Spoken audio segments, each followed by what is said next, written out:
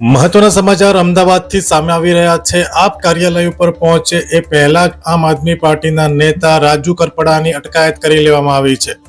રાજુ કરપડાની સાથે પ્રવીણ રામને પણ અટકાયતમાં લેવામાં આવ્યા છે। આજે બંને નેતાઓ અનશન ઉપર બેસવાના હતા અને અનશન ઉપર બેસે એ પહેલા જ એમની અટકાયત કરી લેવાતા મામલો ગરમાયો છે। હાજર કાર્યકર્તાઓ અને ખેડૂતોમાં ભાજપ સરકાર સામે રોષ પણ જોવા મળી રહ્યો છે। હમણાં જ રાજુ કરપડાએ વિડીયો જાહેર કરીને જેલમાં જવાની વાત કરી હતી અને તરત જ અટકાયત કર્યાની પણ જાણકારી હવે સામે આવી રહી છે।